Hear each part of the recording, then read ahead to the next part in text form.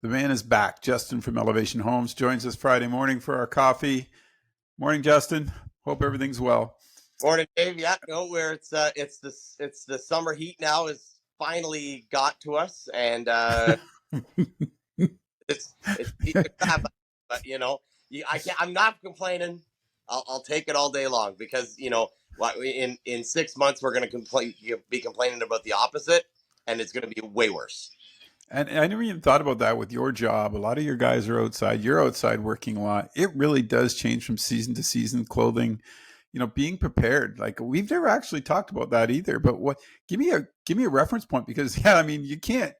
You gotta wear the right equipment, and that's got to get heavy and hot when you're outside working.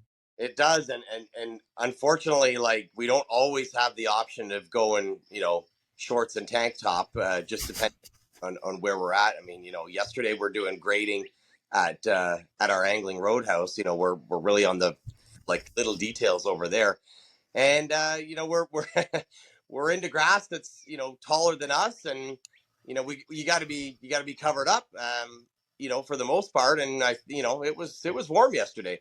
So and not only that, we have we like to wear stuff that's I like to have all the guys in the branded stuff all the time. So from a business standpoint, we're constantly buying and making apparel for ourselves to suit the different seasons. So even keeping up with that, Dave, is sometimes an issue because the workwear wears through, and so the guys are constantly, and I mean like constantly asking me for shirts, long sleeve shorts, and tank tops, and we're gonna work here, so we need this high vis, and I'm the kind of guy that's like, okay, well, if we're getting high vis, it's gonna say Elevation Homes on it, right? So I'm like, hold on, I gotta call the printer, and so even those little things, they become a bit of a pain sometimes because especially here lately, we seem to get a lot of seasons that mix. Yeah.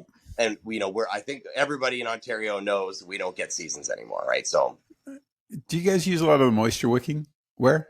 I'm we just do. We curious now. yeah, we use it. We have a lot of regular your regular cotton tees, but we did do an Under Armour style outdoor shirt today because some of my guys are pretty pale and they they can't they cannot take the heat. So I mean, I'm Italian. I mean, I could stand in it. I could stand under the sun for literally 24 hours and it doesn't affect me. But these guys, they bake like muffins on a Sunday morning. I'll tell you.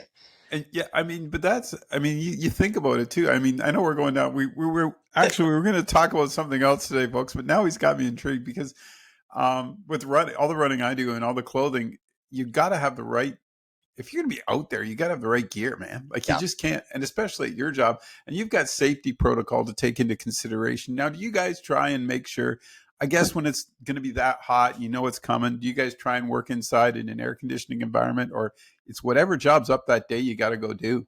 I mean, you try, but I mean, 50% of the time it works. If it's extremely hot and we've already done 4 hot days, if we have an Yeah, option to do an interior job, we'll definitely try to push on that, right?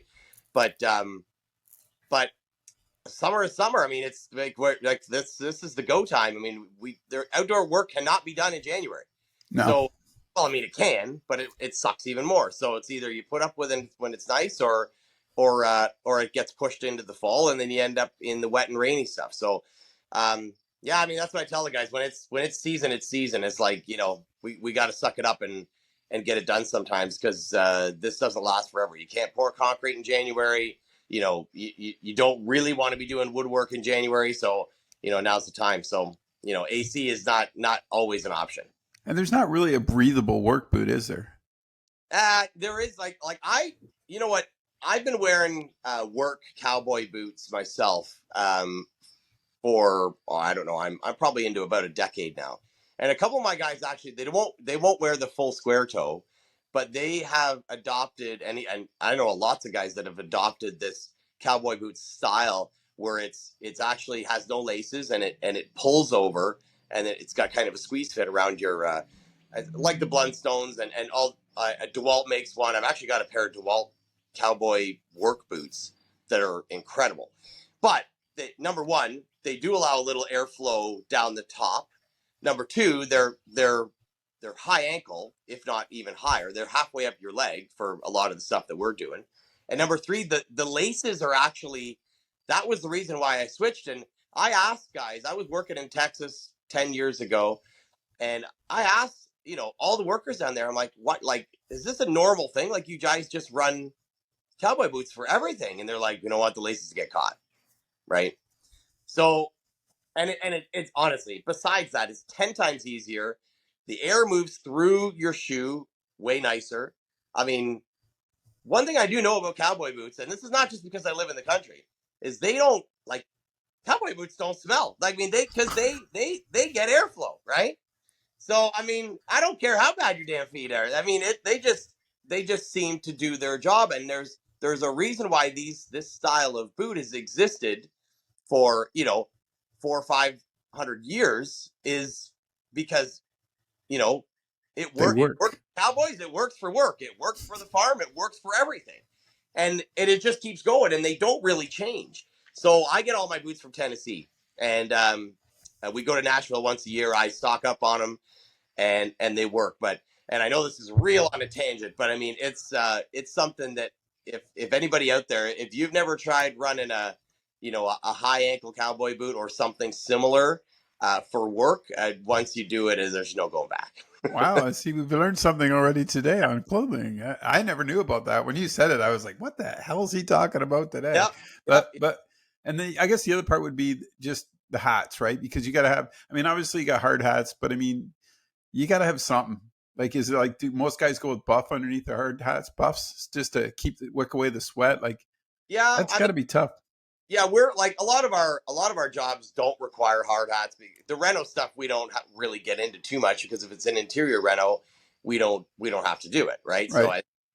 nobody wants to do it, to be honest. But yeah, when we're doing a new build or a big demo or stuff like that, then yeah, most of my guys will wear, um, they'll wear something like some kind of beanie, or they'll actually wear this hat backwards underneath, Yeah.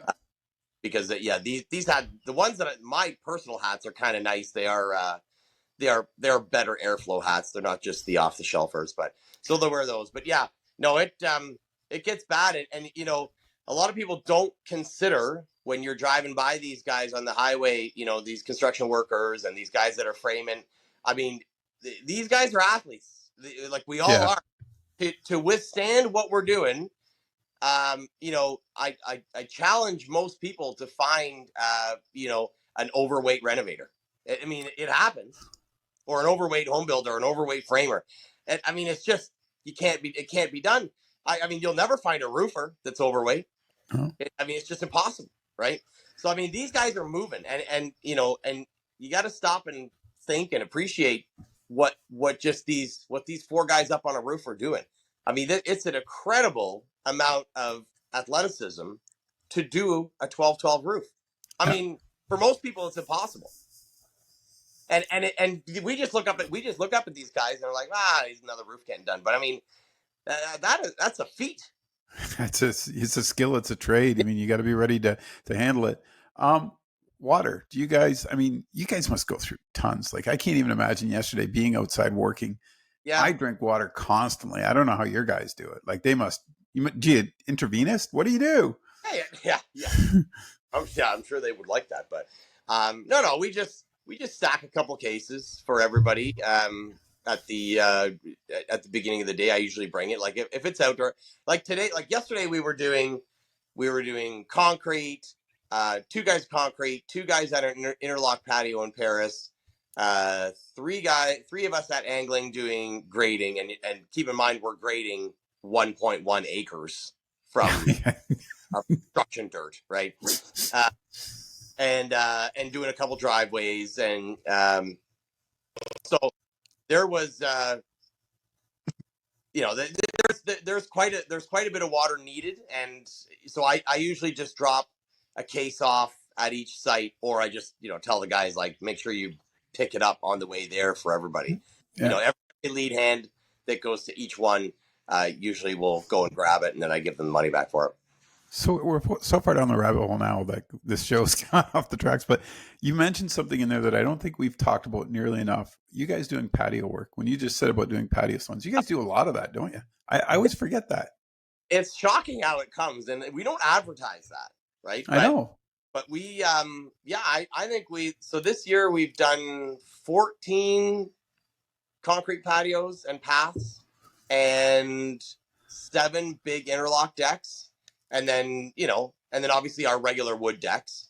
Lots of those. I don't even know how many we've done. Yeah, we've probably done a couple dozen wood decks. But yeah, I mean, and the wood decks we advertise, but we don't push on a lot of concrete. Although this time of year we do tons. I mean, we probably poured more flat work this year than interior jobs that we've done since May.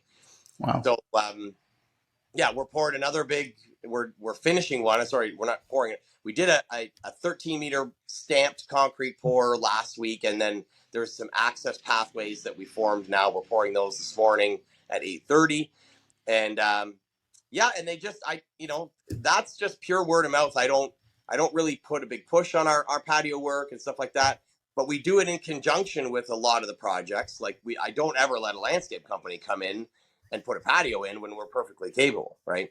So then people get the word out that way. But no, it's nice this time of year to do that kind of stuff. What a great benefit too, because you're able to do those things. And if you are doing renos and they are going to do it, right? It all fits. And Oh personally, I don't want to go to 6 different contractors. I want somebody that can, the way people think, right? If this yeah, guy can do all of it, let's get it done, yeah, right? and I and my guys, I had a couple new guys on this year, and they picked up the interlock thing actually really well. I was shocked. I mean, I would have never thought that that these kids would have gotten interlock or the process as good as they did. But they're on their 4th pad now, and they're doing a difficult one right now. They're doing XL slabs, which are 24 by 36. I mean, they're huge. Okay. And yeah, going good. I mean, I saw them yesterday. It's slow, but they're flat. So It's got to be done right, especially yeah, when you're doing the interlock. yeah, I've taken up enough of your time about absolutely nothing. I talked about clothing today.